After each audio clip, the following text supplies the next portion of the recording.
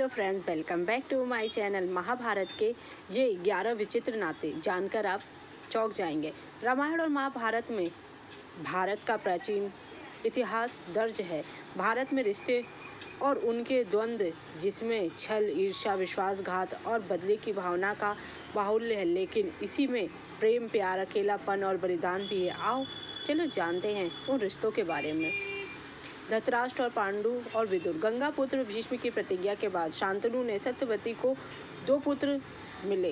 पहला पुत्र चित्रांगद रोगवश मारा गया और दूसरा पुत्र विचित्रवीर को जब कोई संतान नहीं हुई तो सत्यवती के पराशर से उत्पन्न पुत्र वेदव्यास के कारण विचित्रवीर की पत्नी अंबिका और अंबिका के गर्भ से धृतराष्ट्र और पांडु का जन्म हुआ। इसी बीच एक दासी ने वेदव्यास के पुत्र विदुर का भी जन्म हुआ।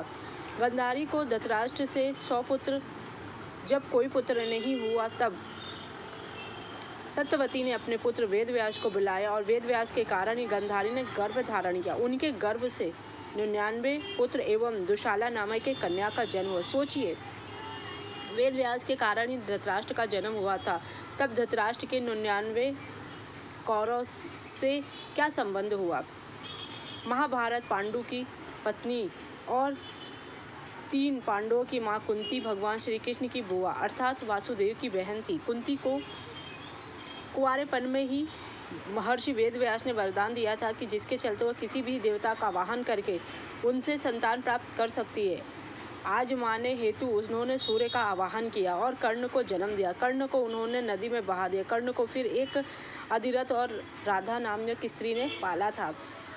5 पांडव। पांडु की 2 पत्नियां थी, कुंती और माद्री। कुंती ने धर्मराज से युधिष्ठिर, इंद्र से अर्जुन और पवन देव से भीम को जन्म दिया, जबकि माद्री ने अश्विनी कुमारों के साथ समागम करके नकुल और सहदेव को जन्म दिया। ऐसे में पांडु के कहाँ से हो गए? पांडु के पुत्र पांडु के नहीं थे। उसी तरह धृतराष्ट्र के पुत्र भी धृतराष्ट्र के कहाँ से हो गए? धृतराष्ट्र का एक ही पुत्र था जिसका नाम युयुत्सु था, जो कि एक दासी से उत्पन्न हुआ था। द्रौपदी का अपने पतियों से रिश्ता भी अजीब था। महाभारत में द्रौपदी ही एक ऐसी स्त्री है जिसने 5 पुरुषों को अपना पति बनाया और जिसमें से उनको एक एक पुत्र उत्पन्न हुआ।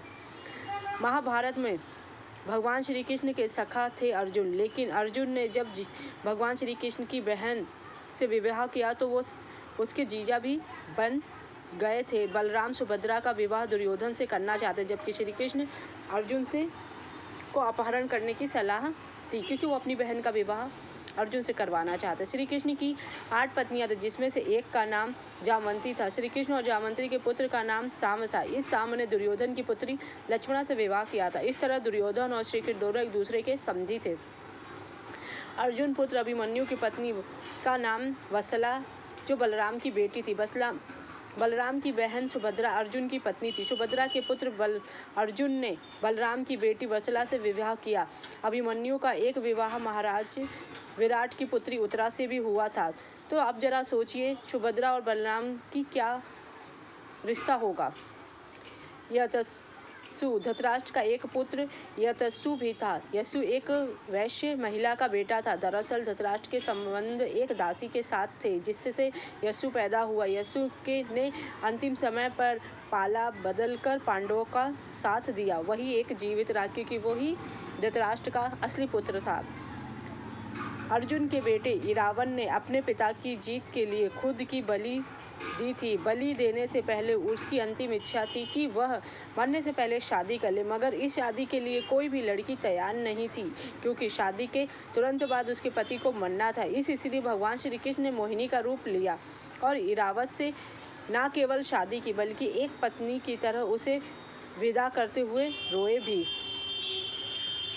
भगवान श्री कृष्ण की 8 पत्नियों में से एक मित्रवृंदा थी। एक दिन भगवान श्री कृष्ण वन विहार के दौरान अर्जुन के साथ उज्जैनी गए और वहां की राजकुमारी मित्रवृंदा को स्वयंवर से वर लाए। मित्रवृंदा अवंत की राजा जयसेन की बेटी राजकुमारी थी। उसके भाइयों के नाम विंद और अनुविंद थे। वे दोनों ही कौरवों के सभासद थे।